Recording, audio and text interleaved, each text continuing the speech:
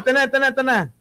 Dating Vice Presidential Security and Protection Group at ilang mga taga-OVP at DepEd. Bukod kay VP Sara, 15 iba pa ang inireklamo. Ang dami, no? Grabe, no? Tambak-tambak ho yung reklamo, yung mga ebidensya, yung mga papeles, dokumento na magpapatotoo, na magnanakaw talaga si Sara Duterte. Di ba? Ikaw ba si Rowena? Boss Mike, ask mo, may Rolex. Hindi naman tayo si Rowena. Grabe naman kayo. Kahit may karapatan tayong magtanong, hindi yon na katanggap-tanggap na tayo magtanong ng may Rolex ka ba? Hindi naman no, di ba? Kahit na may mas mga high-end pa tayong mga ganyan, hindi ho natin dapat ginagawa yan sa kapwa Pilipino.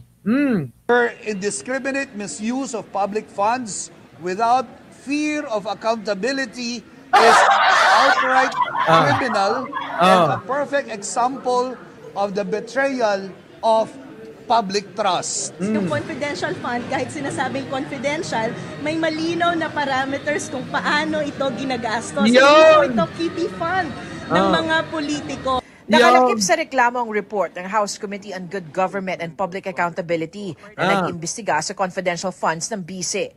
Pinasisilip din nila sa Ombudsman ang bank accounts ni Duterte para matuntun kung saan talaga napunta ang confidential funds. Hanggang ngayon nga mga kababayan wala pa rin.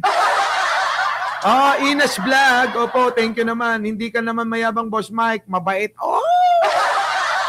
Sabi ko sa inyo, siguraduhin nila dapat, Ines Vlog, na kapag ka nagkomento sila, wala tayong ire-rebat. Di ba?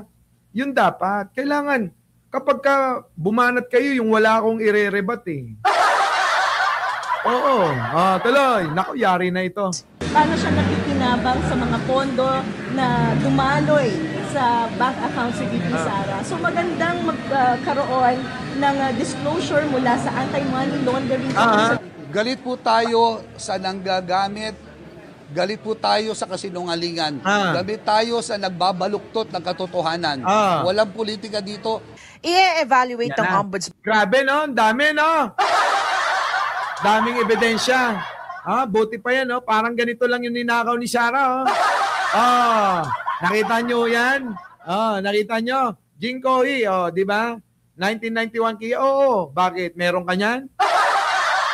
Kapag ka wala ka niyan, wala sila niyan, kung meron ka niyan, kailangan mong iyabang. Biruin mo, 1991 Kia Pride, meron ka pa. Di ba? Samantalang yung iba, wala na, no? Grabe mga kababayan ng perang ninakaw ni Sara, dito mga kababayan ko, siyandamakmak ho yung, yung ebidensya, Finding investigation. Di ba? Ayan, mga kababayan ko. Grabe, kaya nga Vancouver Gem, di ba? Sino pa ngayon na may Kia Pride? Iilan na lang siguro. Isa na ako ron. Di ba? Isa na ako doon. Kia Pride. Tuloy. Isa lang sa fact-finding investigation. Si Attorney Powa na hindi pa raw natatanggap ang opisyal na kopya ng reklamo, umaasa raw na magiging impartial at objective ang pagsusuri ng Ombudsman. Nako! Makikipagtulungan daw siya sa investigasyon at tiwalang mapapatunayang walang basihan at hindi suportado ng katotohanan o batas ang mga aligasyon. Kinukuha pa ng GMA Integrated News ang panig ni Vice President Duterte at iba pang inireklamo. Yari na yan. Wala. Hindi na ako magkakapagsalita yan. Salima Refra, nagbabalik. Wala na. Hindi na makakapagsalita. 34 years na yan, Boss Mike. Yung Kia Pride, Vancouver naman. Sa totoo lang, minana ko pa sa tatay ko yan. Kaya binabalyo ko. Sa totoo lang, minana ko sa tatay ko yan, binabalyo ko. Nagsisi nga ako Kasi yung isang kotse na pangarap ko nung bata ko, nabili ko.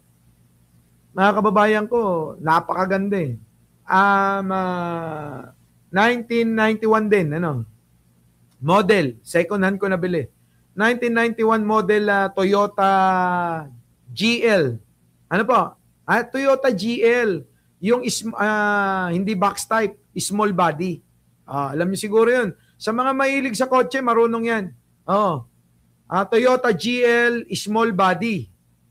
Mga kababayan ko, alam niyo kung magkano nabili sa akin? 1991 binili po yun sa akin ng 210,000.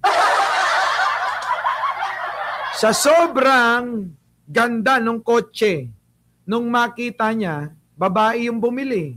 Nakita niya mga kababayan, inayos ko nabili po 1991 model, 210,000 nabili. Pero nung inuwi na, nalungkot ako Dapat pala hindi ko na binenta, dinisplay ko na lang sana sa may sala. Dinisplay ko na lang sana sa may sala. Wala dumadating po yung mga panahon na nagigipit tayo, Kaya nung nawala yun, naiyak ako Nung nakita ko mga kababayan, nando doon sa Timog, gamit-gamit. Baka ayaw nyo maniwala, 210 binili ho yung 1991 model na na Toyota GL. Lumang-luma na baka nga 30 mil na lang ang presyo niyan kapag hindi ganun kaganda sa akin papakita ko sa inyo minana ko noong Karison. Kariton. Di ba? Ito pa. Reklamong pandarambong si Vice President Sara Duterte kaugnay ng 612 million pesos na confidential funds. Dito mga nagreklamo may modus ang bise sa anilay paglustay ng pondo. Modus naman talaga Modus po talaga yan mga kababayan ko. Modus yan. Wala nang iba. Talagang modus ni Sara ang pagnanakaw. Di ba? Sabi rito, maganda ang old model, hard body, sabi ng kon. Hindi totoo. Tibay nun.